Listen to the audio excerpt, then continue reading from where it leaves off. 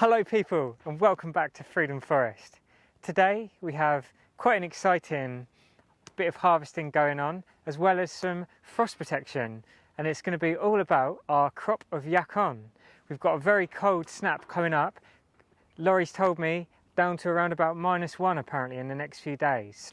Some of our rhizomes are quite exposed, where we've had some really tall plants this year with the extended growing season, and some of those have blown over and it's left the rhizomes a bit exposed to the elements. So today we're going to be doing a bit of harvesting, a bit of frost protection, and also having a look at something quite exciting because our YACONs have produced seed for the first time.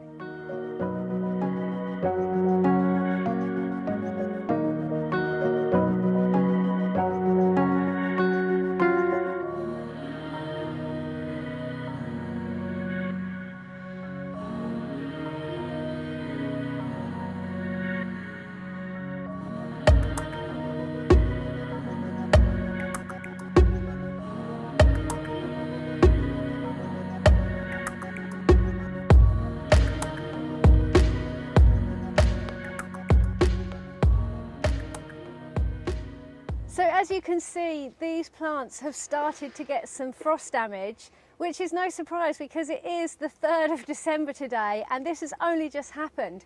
But what is interesting is we've got another small bed of YACON over the other side of our land, and they haven't got any frost damage at all yet because they're getting some protection from our shed up there. But if you come and have a look down here, you'll see where this lovely tall plant has fallen over. As it's tipped up with it, the rhizomes that sit just below the surface have come right up out of the soil, and these rhizomes are what will give us new plants next year. So these are really valuable, just as valuable as the tubers that we're going to harvest. So we need to get these protected because we don't want to lose them. So that means either harvesting them to store for replant, or what we're going to do today and give them some protection in the ground. So, and here's another plant. This one was an absolute whopper, as you can see, and as it's tipped up, it's literally created like a mini earthquake with its massive rhizomes, and you can see the tubers have been exposed underneath.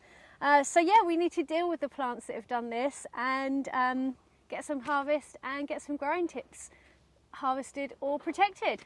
Alright guys, I reckon let's start off with this mammoth that's blown over here.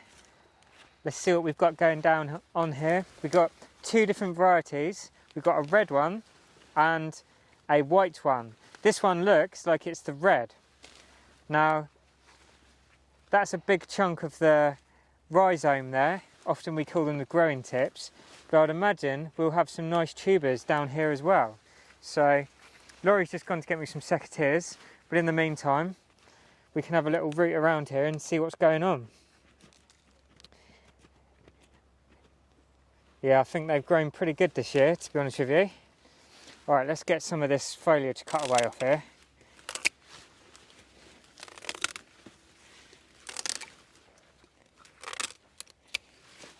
We've even got some new shoots coming up for next year already. Normally they haven't started doing that yet.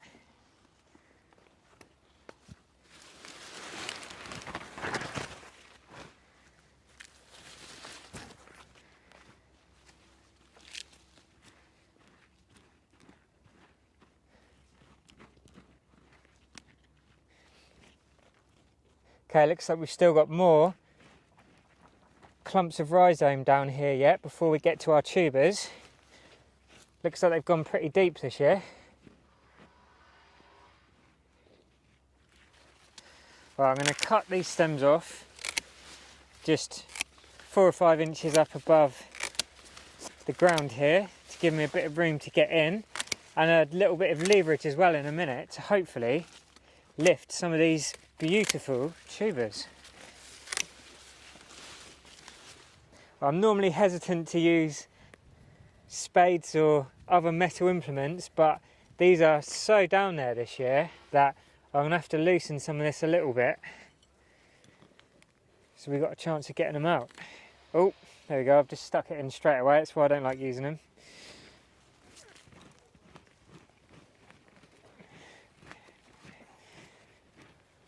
We'll just go back to the hands.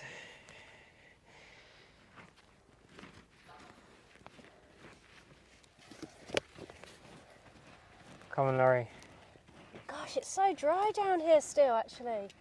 That's really surprising. After all the rain that we've had, the soil that's right around all of these tubers is really, really dry. Got some nice big ones here though, Laurie, look at this. Oh my gosh. Wow! Look at That's that a thing. monster! I think it could be a mega harvest this year. So much for no dig. Sometimes you just gotta dig.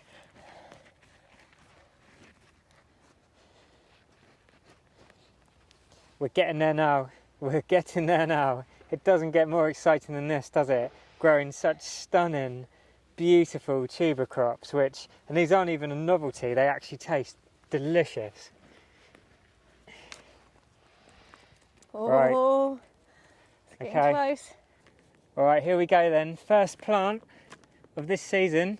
Oh, we've had a few break off in the soil there still, but look at that. That is exciting, isn't it? That is so exciting. We've had an absolute crazy amount of rhizomes grow here on top as well. So yeah, let's get the rest out of the ground here and see what we've got. So Laurie's now separating some of these into individual clumps, and they kind of naturally want to pull away and separate as they are. And then what we often do is just replant one of these chunks, and then we can use the rest of the rhizomes to extend our crops, or maybe this year to sell a few.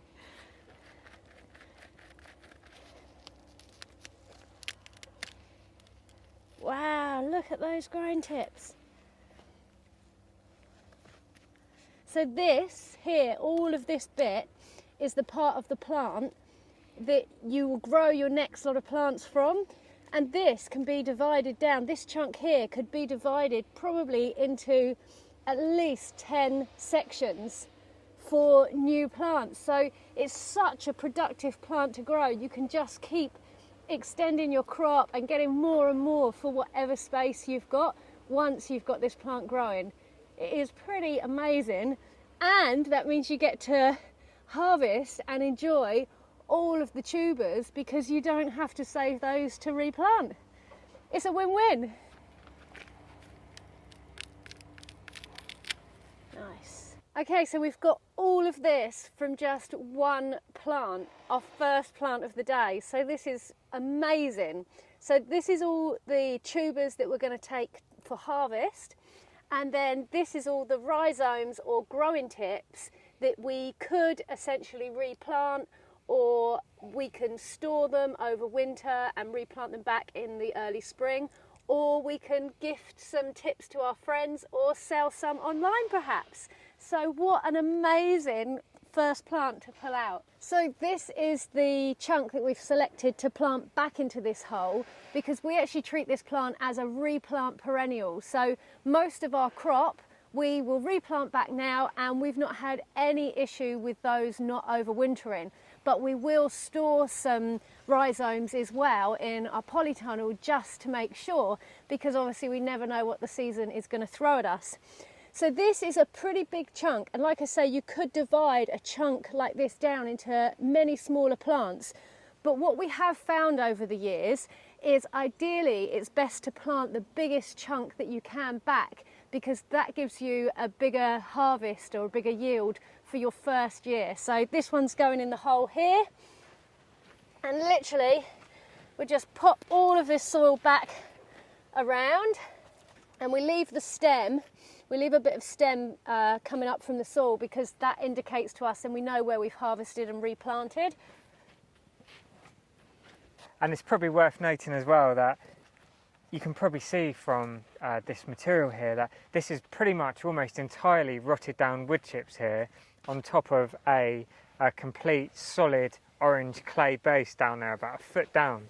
And most of these, you can see how clean these tubers all are. They didn't even go down to that. So we've got quite a lot of material on top of that kind of hard pan of clay there. So yeah, the wood chips perform absolutely brilliantly for us, especially when they're rotted down into a compost basically. The yacons seem to love it. So now what we're going to do is give the plant a lovely couple of inches of mulch with some wood chips around. just to protect it now from the frost, because it doesn't have its lovely big canopy now protecting the soil from freezing.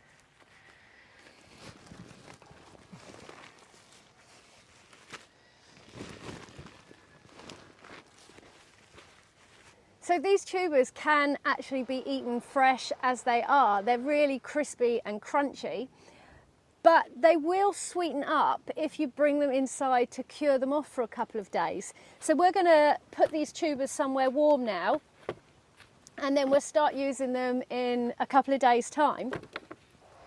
And what we actually do, because of this, we only harvest 1 or 2 plants at a time, and we actually leave the rest of them in the ground, so it's acting like nature's refrigerator, and then we just harvest the plants as we need, and we find that that keeps them fresher. And when we protect them over the winter, we do this right through until usually around February time.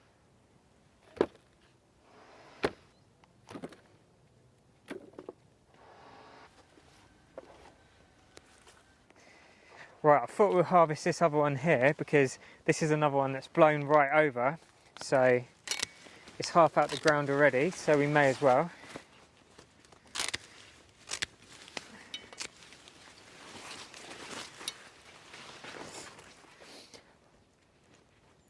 And really what we've done here by adding so many wood chips over the last few years is really created this deep, rich, dark humus, and it's basically replicating what would happen over quite a long time in a forest. It's kind of creating that kind of woodland rich soil there, and obviously there's debate as to whether annuals or certain perennials prefer that conditions, but certainly YACON and most of the other stuff we grow seem to absolutely love it. And it's also generating more soil, which is such a bonus at this time when around the world so much soil is being lost. All right, we've got some movement here. And the YACON is a very, very kind of high moisture content and crisp plant, so you can snap them quite easily. And look at that, so that's naturally broken into a few new plants there for us with some tubers attached. Beautiful, look at that. And we find these really have next to no pests and certainly no diseases we've had, have we, over the last few years? No, Since just we've been the growing mice, just if the mice or rats get to them, really, that's the only thing we've had an issue with, but so far so good this year. Yeah. Oh my gosh, look at those tubers coming In off. terms of yield though, I mean, look at this. What other plant performs like this? And literally tastes like sugarcane, sugar water. Not like this though. As I've mentioned before in other videos, I don't actually like it fresh out of the ground like this. I find it tastes a bit like celery or something. But give it a week or so indoors, maybe a little bit less, in the warm kind of household temperatures, and oh my god, it is transformed. Here's a good example actually. You can actually see down here the solid bright orange clay layer there. And so these are growing all on top of that. And I'm not going to mess around here. All I'm going to do is literally grab one of these back, loads of nice rhizomes on there, and put a bit of soil down there first, and we'll just pull that back in on top of it. And it's worth mentioning to say, when I've done research in the past, I've heard reports that this can be hardy down to -8 degrees. The lowest we get is -5 here, and as we say, we've always had it grow back as a replant perennial with no issues, but that is making sure we mulch it. And on this plant, just to show you another method, we're going to do some chop and drop of its foliage around it to protect it in case you don't have access to wood chips or any other mulching material. Alright, that's planted back in there again now, and we've got the pile of foliage here, and I'm going to now do what some people call chop and drop, which is effectively mulching the plant, its own foliage, and protecting it from frost at the same time. And when you think about it, really, it's nothing fancy. This is literally what nature would do. It's a perennial plant, and left to its own devices, as the frost comes and harder over winter, this would all collapse down anyway, but we're just breaking it up a bit smaller so it's going to rot down quicker, and really making sure it's covering our growing tips or rhizomes there thoroughly. And of course, in nature no one's coming along and feeding plants, so this is a perennial plant, it would be getting its own foliage as its food. And for any plant, you really can say that its own foliage is the best feed for it.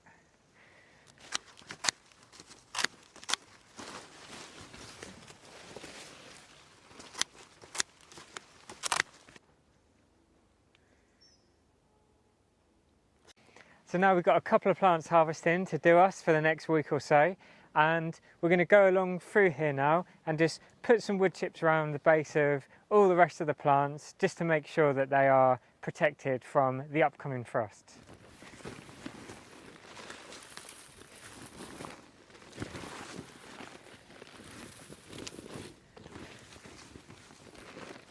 So normally when we do this job, the foliage is actually already died back and we're just left with sort of black stems. But it's getting cold really suddenly this year.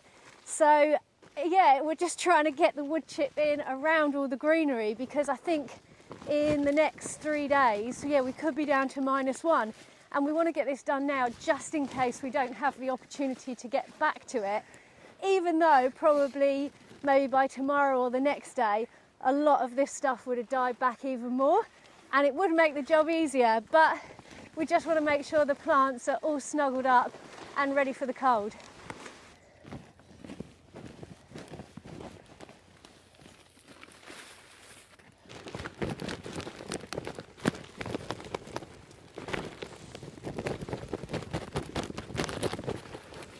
So this is our other patch of YACON that Laurie mentioned earlier, that's nearby the shed and hasn't been so affected by the frost so far.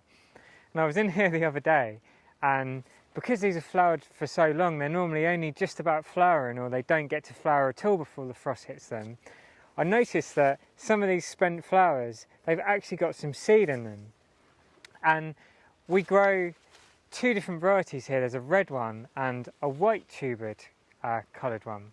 And if we were only growing one variety, I might have thought possibly, you know, they're sterile and these won't grow. But because we have 2 different varieties grown here together that may have cross-pollinated, it could be an interesting experiment to try and grow out some of these seeds.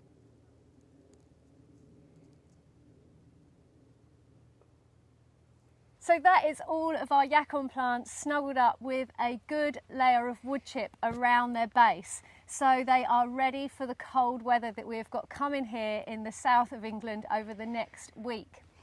But it is still really crazy to think that today is the 3rd of December and these plants still have the majority of their foliage, and they even have flowers on them. So it's crazy. We've never had this before in December, but we're trying to be prepared and we are ready for the cold weather that's coming now. Yeah, it's always a pleasant treat to still have a bit of colour around there as well. So yeah, it's much appreciated.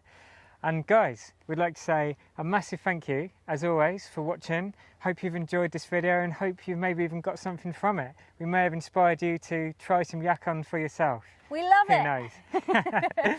And we'd like to say a massive thank you to you all anyway, but especially to our new Patreon, Michelle. Yep, Michelle joined us just this week, so her name will be added to the end of this video. Yeah, and thank you to all the patrons as well. We so appreciate your help, and it really helps us to keep making the videos and everything we do. And we also appreciate everybody for just watching our videos as well. It means so much to us. So if you did enjoy this video today, don't forget to give it a thumbs up down below, because this really helps. We love hearing from you, so leave us a comment. And of course, make sure you are subscribed to us at Freedom Forest Permaculture on YouTube. Thanks for watching, guys. Peace and plants. Peace and plants.